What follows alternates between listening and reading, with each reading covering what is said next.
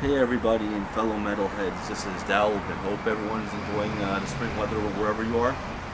You know, about 10 years ago on June 15th, this coming up June 15th, 10 years ago, Sounds of a Playground Fading was released by In Flames. I believe this was their 10th studio album. And you know what happened? It was 2011, and I had a BitTorrent program on my computer. I found that the album got released like a couple days earlier or a week before, so I downloaded the album off of BitTorrent because I was just so hyped. I couldn't wait to hear it. And you know, it was a special time in my life because Sounds of a Playground Fading really saved my life and gave me a breath of fresh air and a new outlook on life, because I was going through a really tough time in my life at that time. And when Sounds of a Playground Fading came out, I was just blown away by it. And you know, I just to go back to what I was saying, I downloaded it off of BitTorrent, the album, and I went walking around my neighborhood at nighttime listening to it, and I was just psychologically blown away from it. It was so fresh. It was something I never heard before. And yeah, it's been 10 years since that album was released. And the producer, the sound engineer who made the album, was Roberto Laghi. He's a pretty popular sound engineer in Sweden or in Europe. He did an amazing job with this album. It has really good production. The album has really good production. And I'm sorry for the noise. These neighbors are crazy, man. They're like doing construction every day. Roberto Laghi was a sound engineer for Sounds of a Playground Fading, and he did an amazing job. He produced a really good, solid album. It sounds really rich if you have good speakers, good headphones. If you're listening to it on a good quality format, it sounds really good. And it's, you know, as an audio engineer myself, I find it really, really impressive. And that was about 10 years ago that was released, so it's still fresh to this date. There are so many songs I like off this album, you know, that like The Puzzle, probably my favorite In Flames song. Jester's Door, relating to the departure of Jesper Stromblin, because this was the first album that Jesper Stromblin was not with In Flames. He left during A Sense of Purpose. And it seems to me that, you know, with him leaving, the band wanted to create something that they never thought they could, or just they wanted to break that boundary, and they did. And they really stepped up as musicians. I believe Bjorn Gillette wrote this entire album by himself. Now this video is not an album review, because I already did an album review for Sounds of Playground Fading on my YouTube channel. This video is more of a reflection for the 10-year anniversary. So yeah, on June 15th, it will be the 10-year anniversary of Sounds of Playground Fading. You know, this album changed my life in a positive way.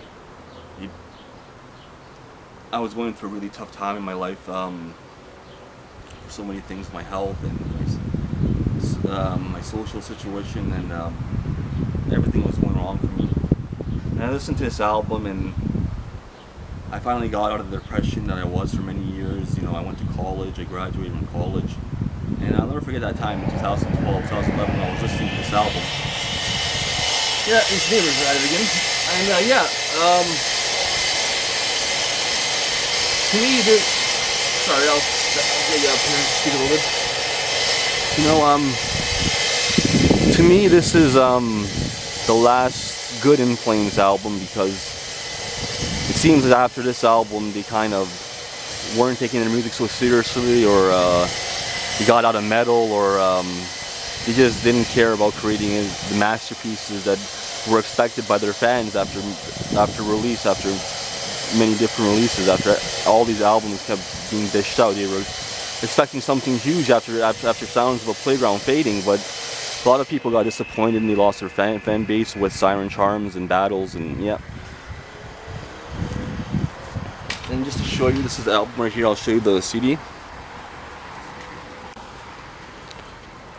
See it right here. I got the deluxe edition with the DVD.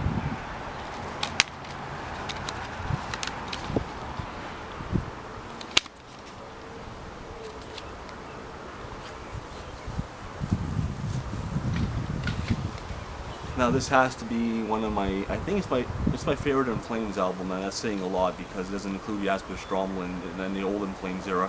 But I just thought this was one of the most creative albums I ever heard.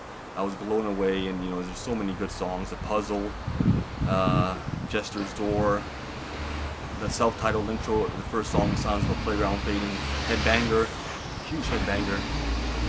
Fear is the Weakness, oh I love that track. So many good songs off that album. Yeah, and you know, I ever wonder if the old band will, the old lineup will ever reunite one day and maybe do a tour or play again in the future. I don't know if it'll happen, but that'll be pretty cool if that happens.